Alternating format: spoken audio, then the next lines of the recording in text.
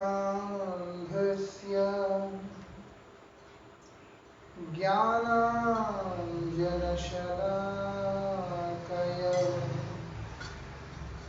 चक्षुरुन्मिलितं येन तस्मै श्री गुरवे नमः। नमः ॐ विष्णुपादाय श्रीगौरप्रियमूर्तये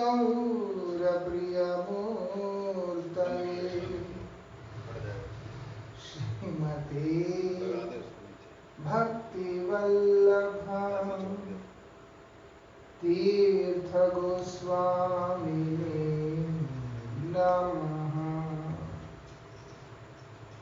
पतित पावन परम करुणामय परमाराध्यतम श्री गुरुदेव नित्य लीला प्रविष्टों विष्णुपाद अष्टोत्तर शतश्री श्रीमद श्रील भक्ति वल्लभ तीर्थ गोस्वामी महाराज जी के अभय चरण में असंख्य कोटि साष्टांग दंडवत प्रणाम करते हुए उनकी हेतु की कृपा प्रार्थना करता हूँ।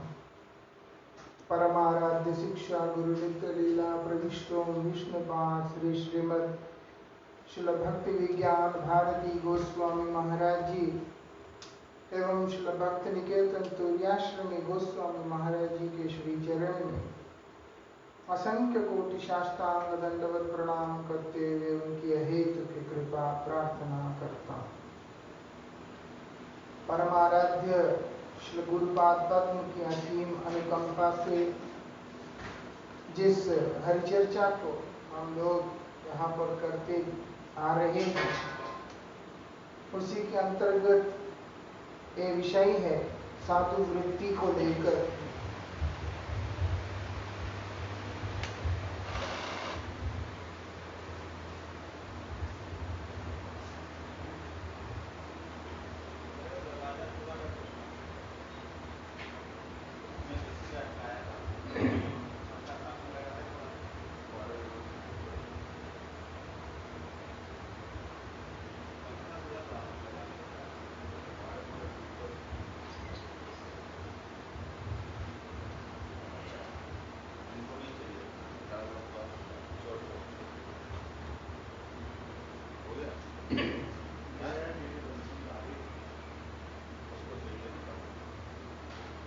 अभी साधु वृत्ति को लेकर यहाँ पर चर्चा है कि साधु वृत्ति एक साधक के जीवन में अत्यंत अनिवार्य वृत्ति है कि प्रवृत्ति साधु जीवन ना होने पर कोई भी व्यक्ति वास्तविकता में अपने जीवन को सुधार नहीं पाता है। इसमें हम लोग सुन रहे थे इस प्रकार से साधु दो प्रकार से होते हैं, गृहस्थ और गृहत्यागी। उसके अंतर्गत जो गृहस्थ होकर के साधु वृत्ति को अपनाना चाहते हैं, भक्त बनना चाहते हैं, उनके लिए यहाँ पर उपदेश दिया जा रहा है श्री भक्तिविनोद ठाकुर जी के द्वारा। वास्तविकता में देखा जाए सबका एक ही धर्म है, वो क्या है? कृष्ण सेवा। सबका एक ही धर्म है, वो है भक्त सेवा। उसके अतिरिक्त और कोई उनका अलग से कोई कार्य होता नहीं है। और विशेषता यही है, क्या बोलते हैं यहाँ पर, वैष्णव सेवा के संबंध में जानने योग्य बात यह है कि निष्कपट भक्त तीन प्रकार के होते हैं, जो कि हम सुनते आ रहे हैं अक्सर, जैसे उत्तम, मध्यम और कनिष्ठ। बोलते तीन प्रकार के वैष्णवों का सेवा ही वैष्णव सेवा है। अभी बहुत ज्यादा ये चीज प्रचलन में है कि जो उत्तम भक्त होता है उसका संग छोड़ करके और कुछ करने से लाभ नहीं होगा। उत्तम भक्त का सेवा, उत्तम भक्त का संग वो करने से ही मंगल है। वास्तविकता में ये बात सत्य है, हमारे परम मंगल उत्तम वैष्णव का सेवा करने में ही है। लेकिन इस बात को आगे रखते हुए मध्यम और कनिष्ठ श्रेणी के जो वैष्णव होते हैं, भक्त होते हैं, उनका अनादर करना भी ठीक नहीं होता है, वो बहुत गलत होता है। परम पूज्यपाद श्री भक्ति विज्ञान भारती गोसाई महाराज जी से पूछा गया था एक बार, किसी भक्त ने के उत्तम संग नहीं मिलता तो क्या करें? तब पूज्य महाराज श्री ने उनको बताया कि देखो, जो वैष्णव तुम्हारे सामने आते हैं उनका तुम सेवा करो, उनका संग करो, लेकिन हमेशा प्रार्थना करो कि वो वैष्णव कृपा करें, गुरुदेव कृपा करें, भगवान कृपा करें, तुम्हारे जीवन में हमेशा श्रेष्ठ संग ही मिलता रहे। श्रेष्ठ संग की आशा रखो, लेकिन जो तुम्हें संग मिल रहा है उसको तुम करते रहो। हम श्रेष्ठ की आशा करके बाकी की संग ना करें, सेवा ना करें, तो हमारे अंदर की जो सेवा वृत्ति है वो कभी भी बनेगा ही नहीं। और दूसरा, हमको ये भी नहीं मालूम है कि कौन श्रेष्ठ है कौन नहीं है। एक बद्धजीव के दर्शन के हिसाब से वो जिसको कनिष्ठ देख रहा है, वास्तविकता में हो सकता है कि वो उत्तम। एक बद्धजीव जिसको पतित देख रहा है, उसकी दर्शन है क्योंकि वो बद्ध है, लेकिन हो सकता है कि वो उत्तम हो, मालूम नहीं। इस कारण से उसको क्या करना होगा? वैष्णव सेवा हमेशा एक भाव से करना होगा, उनको सेवा करते रहना होगा।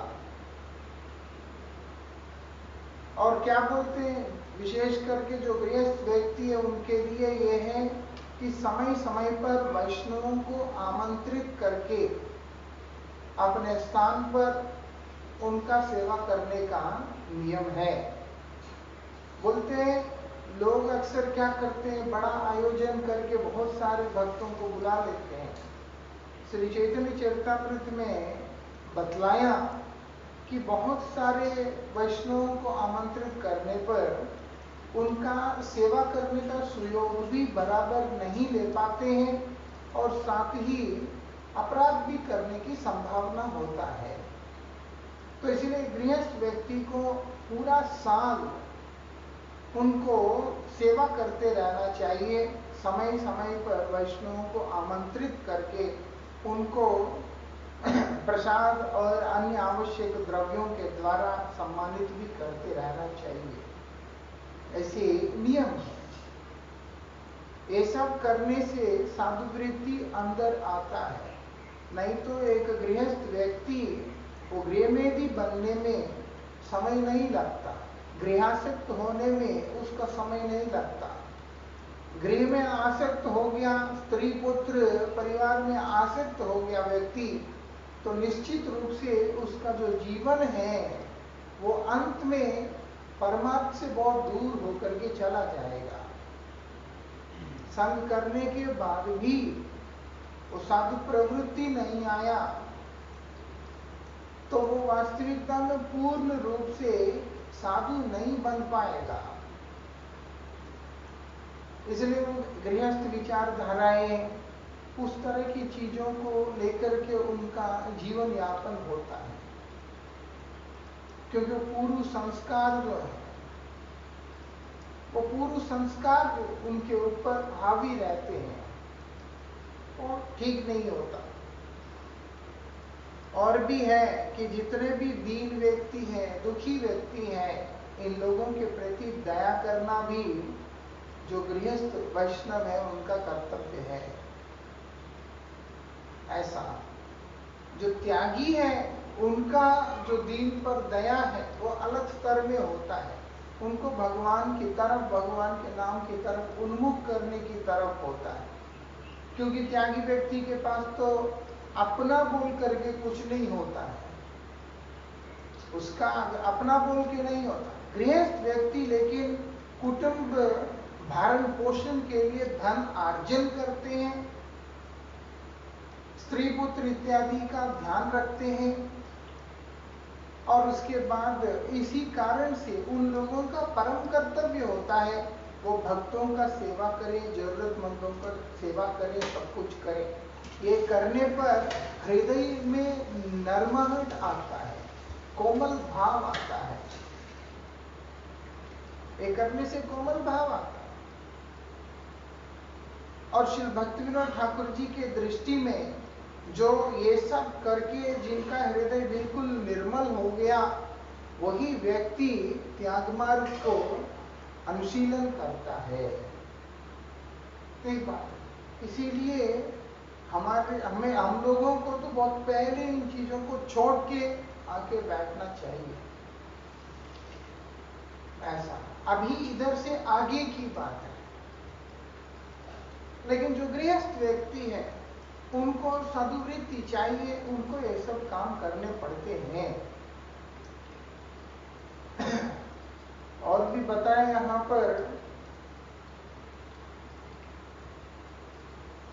वे लोग किसी साधारण धर्म के उद्देश्य या क्रोध के आवेश में आत्महत्या का प्रयास न करेंगे। देखो आजकल बहुत फैशन हो गया, हर तीसरे चौथे दिन सुनने में आता है कि कोई ना कोई पटरी में कूद गया, फांसी लगा लिया, कुछ कर लिया, क्योंकि तनावपूर्ण जीवन होता है। आदमी गृहस्थ खेल नहीं होता, गृहस्थ आश्रम, वो इतना तनाव होता है, उसमें दायित्व होता है, बहुत कुछ होता है। विरक्त व्यक्ति का क्या होता है, एक तरह से देखा जाए जो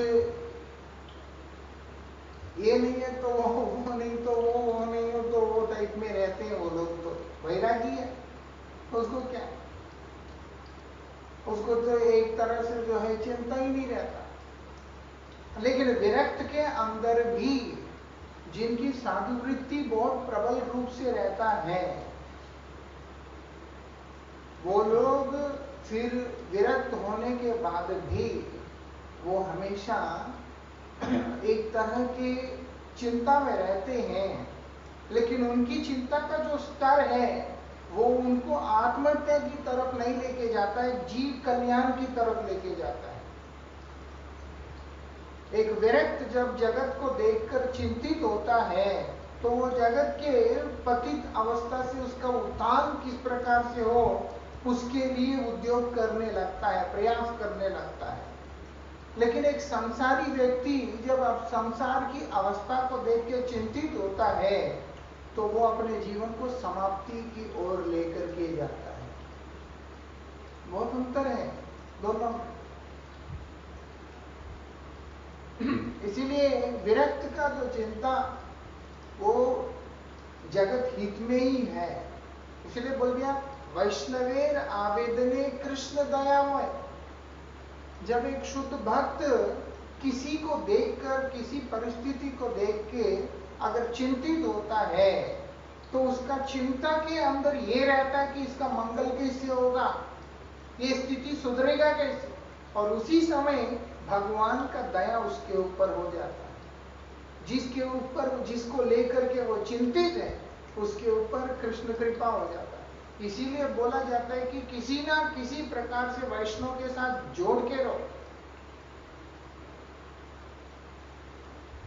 किसी न किसी प्रकार से वैष्णव के साथ जब व्यक्ति जुड़ के रहेगा, वैष्णव से दूरी चला गया, विमुखी हो गया, फिर बात ही क्या। लेकिन अगर भक्त के साथ जुड़ के हैं, दिखाई पड़ता है कि आज तो कुछ नहीं हो रहा, आज तो वो मुझे गालियां देता है, आज जो है वो कुछ उल्टा समझता है, लेकिन ना, मालूम नहीं पड़ता, अंदर अंदर से रहते रहते एक तरह का प्रीति बन जाता है। और वो जो प्रीति है वो हृदय के अंदर से उसकी शुभ चिंतन प्रार्थना करने लगता है हृदय के अंदर से, और वही शुभ चिंतन उसका उद्धार करने के लिए सहायक हो जाता है। यह विशेषता है, क्योंकि वैष्णव तो अरे इतने साल लग रहे, इसका मंगल हो जाता है, इसका उद्धार हो जाता है, क्या हो गया इसके साथ, भगवान इसके ऊपर कृपा करे। जो उनके हृदय के अंदर की ऐसी जो भावनाएं, वो उस व्यक्ति का मंगल कर ही देता है। ऐसा इसलिए प्रार्थना किया, मैं तो पतित आदमी हूं, आप कृपा करके मेरे पे वो कृपा करें कि आपकी चिंता मेरे लिए, मेरे मंगल के लिए, क्योंकि आप अगर मेरे लिए चिंतित होंगे तो गोविंद का कृपा मेरे ऊपर हो ही रहेगा। कृष्ण कृपा अवश्य भावी है। लेकिन संसार के अंदर जब तनाव बढ़ता है, क्योंकि वो इन सब परिस्थितियों के अंदर उलझनों में है, ये तो ये सब छोड़ के आया हुआ व्यक्ति, वो तो उस उलझन में बैठा हुआ व्यक्ति, तो उधर का माहौल ऐसा होता है, जैसे ही तनाव होता फिर लड़ाई भी हो सकता है। कोई कोई परिस्थिति ऐसा भी होता है कि व्यक्ति आत्महत्या करने तक भी पहुंच जाता है। अक्सर हम देखते होते हैं कितने लोग मर गए, बोलते ये सारे काम नहीं करना चाहिए। मतलब साधु वृत्ति से लाभ क्या होगा, एक तनाव मुक्त, स्वस्थ और सुंदर जीवन व्यक्ति अनुभव करने लगता है। इस संसार के अंदर कितने लोगों को देखा, बहुत धन को आर्जन करने के बाद भी, बहुत सारी सुविधाएं होने के बाद भी सब समय जीवन में तनाव ही तनाव है। वो सुखी है नहीं, पैसा है, सब कुछ है, लेकिन सुखी तो है नहीं। वही दूसरी जगह पे एक व्यक्ति के पास इतना धन नहीं है, धन की मात्रा बहुत कम है, लेकिन फिर भी जब जीवन निर्वाह कर रहा है, उससे अगर देखते हो तो वो परम आनंद के साथ, बहुत संतुष्टि के साथ जीवन व्यतीत कर रहा है। ऐसा हमारा एक गुरु भाई है जो लगभग 40,000 का तनख्वाह वाला नौकरी था, उसको छोड़ दिया। फिर उसको जो स्टाइफंड मिलने लगा था 7,500 मिलने लगा था। कहाँ 40,000, कहाँ 7,500, लेकिन 1% भी दुखी नहीं देखा, 1% भी डिस्टर्ब नहीं देखा। क्यों?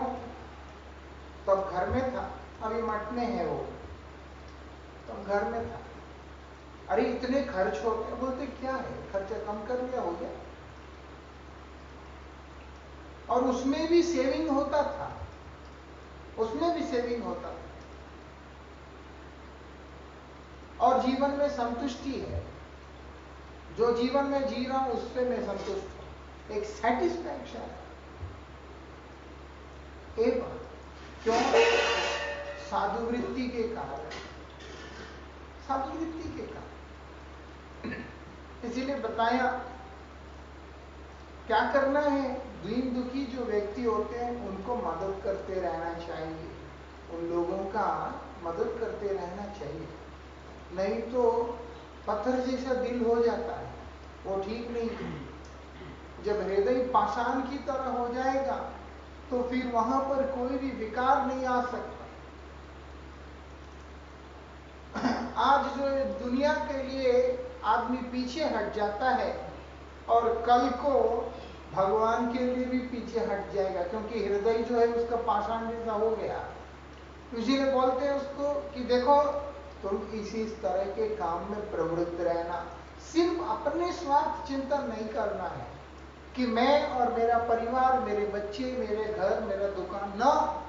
बोलते हैं भक्त सेवा भी करना है, दीन दुखी का भी मदद करना है।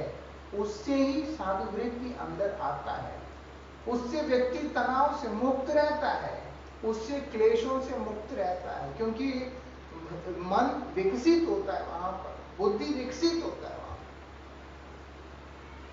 जहां पर विकास है वहां पर शांति है, लेकिन वो विकास भी आध्यात्म हो। इस जगत के अंदर जितना विकास होता है, सांसारिक उत्थान जितना होता है, वो व्यक्ति का पतन का हेतु होता है। लेकिन अगर परमार्थिक विकास है, व्यक्ति का विकास है,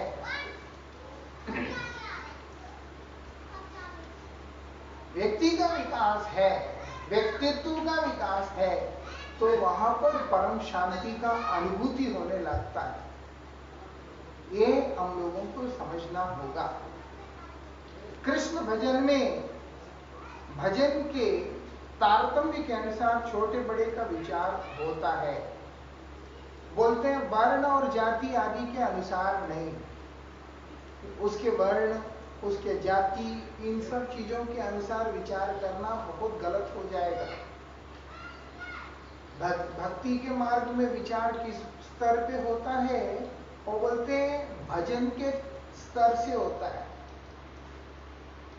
इसीलिए ये नहीं बताया कि आगे आया पीछे आया कि कौन है क्या नहीं। जेई भजे सेई बड़ो।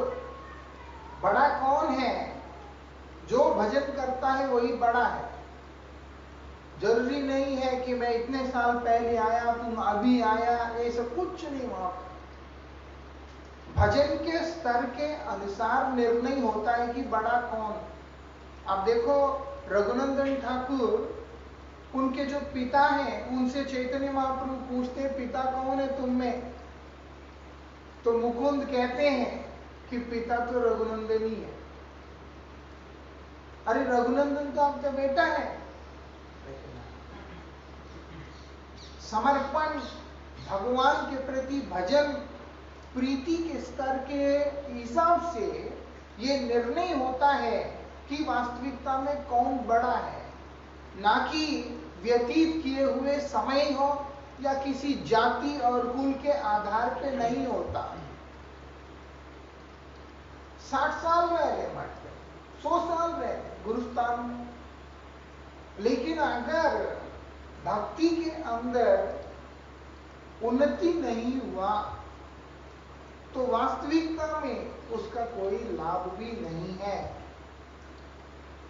भक्ति मार्ग में अगर उसने उन्नति नहीं किया, साधन नहीं किया, भगवान में उसका अनुराग नहीं हुआ, तो वास्तविकता में उसका गुरुस्थान में वास करना, मठवास इत्यादि करना वास्तविकता में आरंभ नहीं हुआ, उसका सेवा सार्थक नहीं हुआ। यही गौड़ी विचार है कि हम इतने साल रह लिया, इतना कर लिया तो हो गया ना। बोलते ना, बहुजन्म करे यदि श्रवण कीर्तन। व्यक्ति बहुत जन्मों तक भी श्रवण कीर्तन करेगा तब भी भगवान के पाद पद्म में उसका कभी भी प्रीति उदय नहीं होगा। कारण क्या है? वो वहां पर बैठकर प्राकृत रूप से, अगर वो प्राकृत रूप से संग करता रहेगा,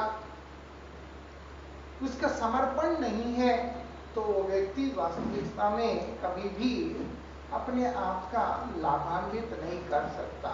लेकिन अगर ये विवेचन करने लगेगा, ये चिंतन करने लगेगा कि मैं बड़ा हूं, मैं वरिष्ठ हूं, मैं ब्राह्मण हूं, मैं क्षत्रिय हूं, ये सारी चीजों को लेके चलेगा, तो फिर वास्तविकता में उसका मंगल होता नहीं। एक महात्मा है, बहुत सेवा किया, करता भी है, लेकिन सन्यासी भी है, लेकिन जब भी उनसे उनका परिचय पूछो तो वैष्णव अभिमान, दशाभिमान दिखता नहीं है। हमेशा यही दिखता है कि मैं ब्राह्मण हूं, मैं ब्राह्मण हूं, ऐसा। इस तरह का अवस्था वो ठीक होता नहीं। देखा जाए शास्त्र के विचार से, जन्मना जायते शूद्र, व्यक्ति पैदा होते सब शूद्र होता है। कोई ब्राह्मण नहीं, कोई क्षत्रिय नहीं, कोई शूद्र, कोई वैश्य नहीं, कोई कुछ नहीं। संस्कार से वो द्विज होता है, संस्कार ही नहीं है तो फिर वास्तविकता में वो कभी भी द्विज नहीं हो सकता।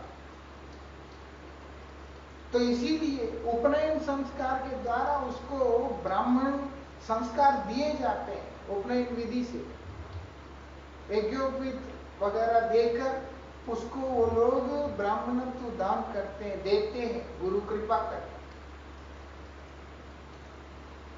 पैदा इससे नहीं होते। तो इसीलिए यहाँ पर बोल रहे हैं जाति पाति का विचार लेकर के जो कभी भी सोचना नहीं होता है। विरक्त जो होता है उसका तो ये चीजें होते ही नहीं है। जो त्यागी होगा उसका सबका एक ही जाति है। लेकिन यहाँ पर बता रहे हैं जो गृहस्थ आश्रम में रहते हैं वो लोग भी इन चीजों को अच्छी तरह से समझे, लेकिन एक लौकिक मर्यादा की रक्षा करने के लिए इनका बाह्य रूप से पालन करना ही उचित होता है। इसको बाह्य रूप से पालन करना उचित होता है, लेकिन भक्ति के मामले में, भजन के मामले में कभी भी इस तरह का विचार करना वो ठीक नहीं होता है, वो गलत होगा। बोलते ऐसे काम नहीं करना चाहिए। भजन के हिसाब से ही बड़ा छोटा निर्णय होता है, उसमें भी वो सिर्फ और सिर्फ ये स्वाभाविक एक विचार रहता है। ऐसा नहीं है कि भजन करने वालों के अंदर भी क्लासिफाई किया जाता है। ये बड़ा छोटा का जो भाव है, अगर हम जो व्यक्ति भजन में प्रवृत्त होता है वो अगर उत्तम भी होता है तो वो स्वयं को अधम की तरह देखना शुरू करता है, बाकी सबको उत्तम देखने लगता है। जो कनिष्ठ है उसका अलग दर्शन है, जो मध्यम है उसका अलग दर्शन है। वो अपनी अवस्था के अनुसार अन्य जो व्यक्तित्व होते हैं उनको श्रेष्ठ की तरह देखते हैं, समझते हैं। ऐसा नहीं है कि उसको बोला जाता है कि तुम कनिष्ठ है तो मध्यम को तुमने ऐसे करना है या उत्तम को ऐसे करना है। एक निष्पक्ष विचार से बता दिया कि किसके साथ में कैसे करना है, लेकिन यह अनुभूति साधन करते हुए साधक के हृदय में प्रकाशित होगा और वो प्रकाशित वृत्ति ही श्रील भक्तिविनोद ठाकुर जी ने हम लोगों के कल्याण के लिए लिख करके दे दिया। ये विशेषता, लेकिन मूल जो विचार है वो यही है कि जो भजन करेगा वही बड़ा है। इसीलिए भक्त वही है जो कि भगवत तत्व वेदता है, कृष्ण तत्व वेदता है।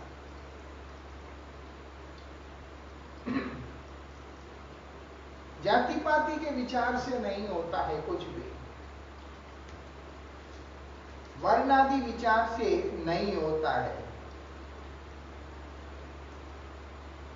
बोलते भगवत जन के संबंध में इस प्रकार कोई भी भेदभाव नहीं है। सांसारिक जो धर्म होते हैं उसके अंदर ये विचार जरूर रहता है। संसार के जो धर्म होते हैं उसके अंदर वर्ण का और उसके बाद और जो भी क्रियाएं उन सब का एक विचार रहता है। जो सांसारिक धर्म है, जो कुछ भी है, जो वर्ण से, आश्रम इत्यादि से जुड़े हुए, लेकिन भगवत भक्त जो होते हैं, जो भगवान के अपने जो जन होते हैं, उनके संबंध में किसी भी प्रकार का ऐसे कोई विचार नहीं होता है। बोलते नीच जाति नाहे कृष्ण भजनेर अयोग्य। अगर कोई निम्न जाति में उत्पन्न हुआ इसका मतलब वो भगवान का भजन करने के लिए अयोग्य है, ऐसा कोई विचार नहीं है। ये योग्यता जाति पाति से नहीं आता है। सबकुल विप्र नाहे भजनेर योग्य। सबकुल में पैदा हुआ जो ब्राह्मण भी जो है, जो व्यक्ति ब्राह्मण कुल में पैदा हुआ व्यक्ति भी कोई ऐसा नहीं है कि भजन के लिए यही योग्य है। ये योग्य ये अयोग्य बोल करके कोई विचार है ही नहीं है। और बोलते हैं जिसके अंदर भगवान के प्रति भक्ति है वही बड़ा है, और बाकी जितने भी व्यक्ति है वो सब उनको अभक्त के ही श्रेणी में गिना गया है, वही व्यक्ति है। इसीलिए कृष्ण भजन के अंदर कभी भी जाति कुल आदि का विचार नहीं होता। भगवान का भजन कोई भी व्यक्ति कर सकता है, कोई भी आश्रम का व्यक्ति, कोई भी जाति का व्यक्ति, कोई भी वर्ण का व्यक्ति, कोई भी व्यक्ति कर सकता है। और क्या बोलते हैं कि जितने भी गृहस्थ व्यक्ति होते हैं उन लोगों को सावधान रहना चाहिए, अनावश्यक धन का अर्जन भी करने में प्रयास नहीं करना चाहिए कि मैं जो है बच्चों के लिए कर लूं, उनके लिए कर लूं, पोतों के लिए कर लूं, फलाने के लिए कर लूं। बोलते ना, ये ठीक नहीं। विरक्त व्यक्ति को तो कोई मतलब ही नहीं बनता, लेकिन जो गृहस्थ है उनको भी जीवन निर्वाह के अतिरिक्त अनावश्यक जो धन आदि का संचय इत्यादि नहीं करनी चाहिए। ये सब करने पर साधुवृत्ति नहीं आ सकता, उसमें आसक्ति बढ़ जाता है।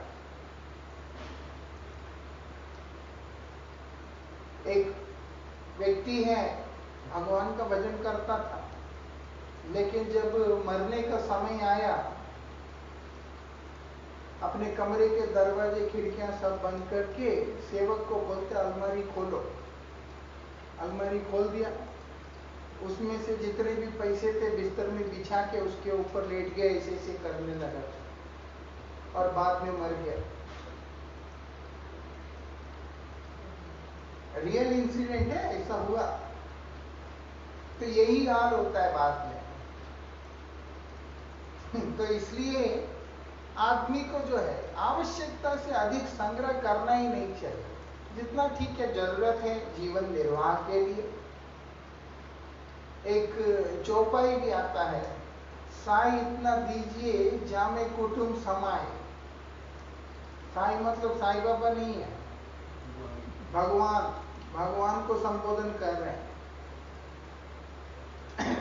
हे नाथ, हे प्रभु, आप इतना दीजिए जिससे कि मैं अपने जीवन का भरण पोषण कर सकूं, जिससे कि मैं स्वयं भूखा भी ना रहूं, और जो भक्त आएगा, जो सज्जन आएगा, अतिथि आएगा मेरे द्वार पर, उसको भी भूखा ना भेजना पड़े मुझे। बस इतना ही दे दीजिए, इससे ज्यादा नहीं चाहिए। ऐसा प्रार्थना करते हैं। शंकराचार्य जी महाराज बोलते हैं कि वो निश्चित रूप से व्यक्ति मूर्ख है जो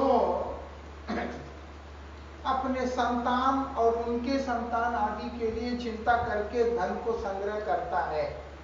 बोलते हैं अगर तुम्हारा संतान योग्य है तो चिंता क्यों करते हो? योग्य व्यक्ति अपना जिंदगी बर्बाद नहीं होने देता, वो अपने लिए कुछ ना कुछ कर ही लेता है।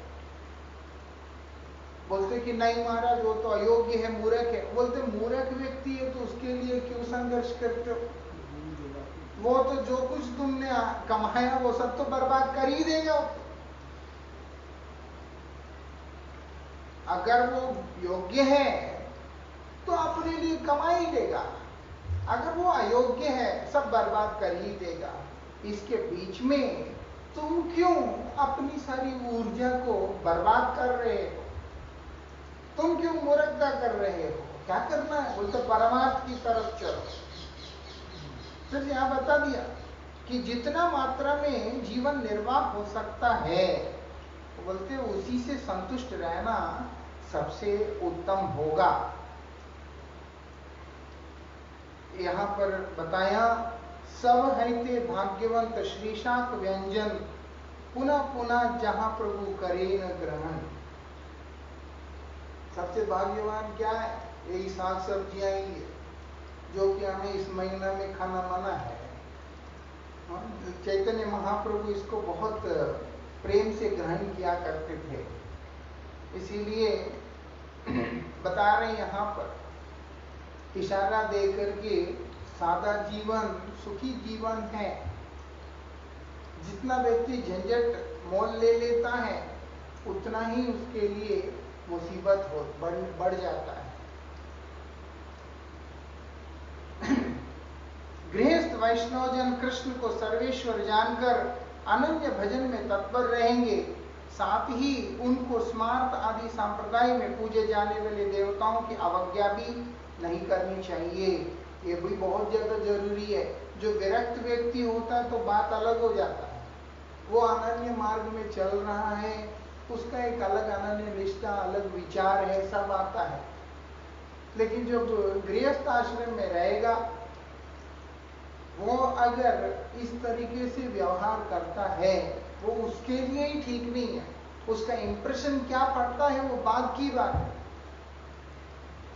उस क्रिया से सामने वाले पे कैसा प्रभाव पड़ता है वो तो बाद की बात है। लेकिन मुख्य रूप से विचार करें,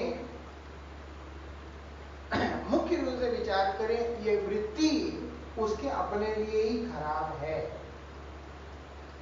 ये समझना होगा, कृष्ण ही सर्वेश्वर है, कृष्ण पूर्ण पुरुषोत्तम है, भगवान है, सब कुछ है, इसीलिए कृष्ण भजन में करूंगा।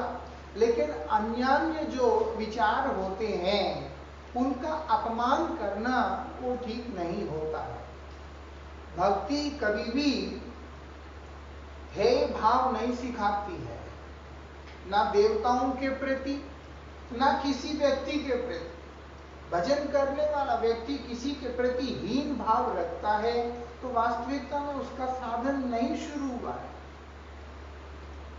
या साधन शुरू भी हुआ है, साधन में उन्नति नहीं हो रहा है। ऐसे भी नहीं कह सकते साधन शुरू नहीं हो रहा, लेकिन साधन होते हुए भी साधन की उन्नति में थोड़ा सा अवरोध बहुत है, क्योंकि भक्ति है भाव नहीं सिखाती। लोग भक्ति करते नहीं है, इसीलिए धर्म के नाम पे लड़ते हैं। भजन करने वाला व्यक्ति कभी भी लड़ाई नहीं कर सकता, भजन करने वाला व्यक्ति कभी हिंसा नहीं कर सकता, भजन करने वाला व्यक्ति कभी द्वेष नहीं कर सकता, भजन करने वाला व्यक्ति कभी ईर्ष्या नहीं कर सकता, वासना से पीड़ित नहीं हो सकता, कुछ भी नहीं हो सकता। भजन करने वाला व्यक्ति केवल वहां पर अपना भजन को देखता है और जिसकी भजन करना है उसको देखता है। इसलिए श्रीला भक्ति वेदांत वामन गोसाई महाराज जी का एक स्टेटमेंट है, बहुत सुंदर है, प्यारा सा। My only business is my own bhajan. बस मेरा एकमात्र व्यापार यही कि मेरा अपना भजन ही मेरा अपना बिजनेस है और कुछ नहीं। मैं अगर कुछ सोचूंगा केवल अपने भजन को लेकर के सोचूंगा, किसी अन्य वस्तु को लेकर, किसी अन्य विचार को लेकर के मैं सोचूंगा ही नहीं। कारण क्या है? वो दिखता ही नहीं है। भक्त होने के कारण परमाराध्य श्री गुरु महाराज जी भी इसी बात को एक अलग तरीका से जोर दिया करते थे। गुरु जी बोलते भजन करते हो, बोलते हैं तो तुम्हें इतना समय कहाँ मिलता है? और चीजों में इन्वॉल्व होने के लिए समय कहाँ मिलता है? माइंड इतना ज्यादा ऑक्यूपाइड रहता है, व्यक्ति इतना ज्यादा ऑक्यूपाइड रहता है कि उसको किसी अन्य वस्तु की तरफ ध्यान देने का समय ही नहीं होता। वो किसी और चीज को देख के कल्पना, दुखी होना, ईर्ष्या करना या कुछ और करना, ये सब उसमें नहीं हो सकता। ये विशेषता है। तो इसीलिए बोल रहे हैं यहां पर, बोलते हैं किसी भी देवता का अपमान नहीं करना है। अनन्य भक्ति मतलब ही यह है कि सबका सम्मान, लेकिन समर्पण एक जगह पर। इसलिए कृष्ण सर्वेश्वर है, भगवान है, इस बात को जानकर उनके पादपद्म में आश्रय ग्रहण करना है, लेकिन किसी का भी अनादर नहीं करना है। एक इस प्रकार से यहाँ पर बता रहे हैं। आगे क्या बोलते हैं? गृहस्थ के लिए सबसे ज्यादा जो प्रधान जो कर्म है, सेवा, वो क्या है? वो बोलते हैं भक्त पदधूलि और भक्त पद जल, भक्त भुक्त शेष, ये तीन साधनेर बल। उनकी साधना का जो वास्तविक बल है वो यही है। वैसे ये सभी के लिए है, लेकिन उनके लिए ये बात विशेष रूप से बता रहे कि ऐसे करने पर उनका अंदर साधु वृत्ति आएगा, वैराग्य आएगा, भगवान के भक्ति में प्रवृत्ति होगा। इसीलिए बता रहे यहाँ पर, क्योंकि जो महाभागवत जन है, विरक्त जो वैष्णव है, वो लोग बहुत उदार होते हैं। उनकी कृपा को लाभ करना और अपने अंदर उनकी कृपा के द्वारा उनकी ही वृत्ति को संजात करना, यही एक गृहस्थ व्यक्ति का परम धर्म होता है। इसीलिए बोलते हैं उनके पद धूलि, उनके पद जल और उनकी जो अवशेष जो प्रसाद इत्यादि का सेवा विशेष रूप से करना एक गृहस्थ व्यक्ति के लिए परम धर्म है, बोल करके श्री भक्तिविनोद ठाकुर जी ये साधु वृत्ति के विषय में हम लोगों को बतला रहे हैं। हम लोग कल इसके आगे विचार करेंगे। वंशा कल्पतरुभ्यश्च कृपा सिंधुभ्यः पतितानां पावनेभ्यो वैष्णवेभ्यो